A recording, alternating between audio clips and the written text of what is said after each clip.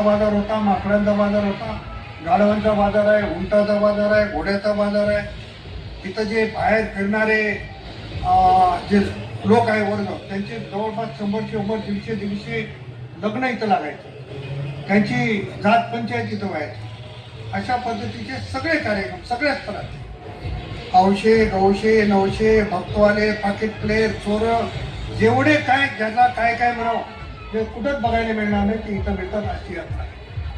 पण ह्या यात्रेचं वैभव चोर कमी झाले पाहिजे, पण ह्या यात्रेचं वैभव टिकलं पाहिजे अशा पद्धतीची भूमिका आहे।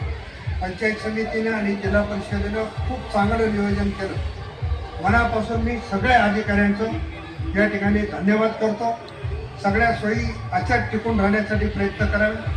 आणखी आमच्या बक्षिसात वाढविण्याची इच्छा होती, पण आता दिलेलं बक्षीस पुढच्या वर्षी टिकवता आलं पाहिजे, म्हणून आम्ही काही थोडासा हात आपटता घेतला। बघू आणखी काही पुढच्या वर्षी हात मोकळा सुटला तर आणखी काही करता आला बदल तर तोही बदल करू।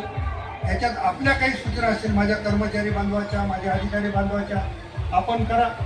पुढच्या वर्षी आणखी त्याच्यात काही दुरुस्ती करता येईल ते करण्याचा प्रयत्न राहील। यात्रेमध्ये आणखी कुस्त्याच्या फडामध्ये आपण जे स्टेडियम बांधलं ते तर फक्त 25% बांधल्या गेला। काही कारणानं निधी उपलब्ध झाला नाही।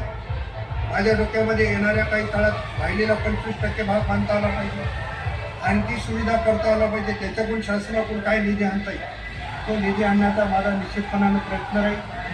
माननीय मुख्यमंत्री महोदयांनी 5 कोटी रुपये देण्याचं मला मान्य केलेलं आहे, आणि एकदा बोलल्याच्या नंतर माननीय मुख्यमंत्री महोदय त्या संदर्भामध्ये खूप सकारात्मक विचार करणारा मुख्यमंत्री या निमित्तानं आपल्याला भेटलेला आहे। तेव्हा या यात्रेच्या वाढीसाठी आणखी काही करता येईल तेव्हा बसू आणि राहिलेल्या सोयी करू।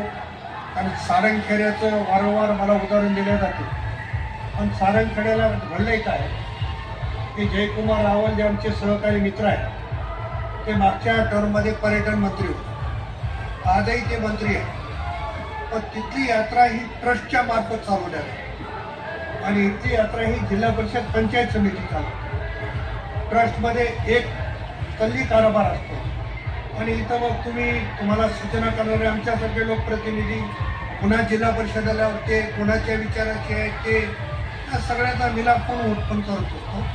पण जयकुमार रावलनी त्यांच्या खात्याचा फायदा घेऊन जवळपास 70-80 कोटी रुपये त्या ठिकाणी खर्च केले। त्या यात्रेला कंपाऊंड करून घेतलं, त्या यात्रेला गेट केले, आणि आपण कोरोनाच्या काळात बघितलं की आपल्याकडे येणारे घोडे गेट बंद करून त्यांनी पाठवायचं बंद। आपण काय तसं करू शकत नाही, आपली सुरुवात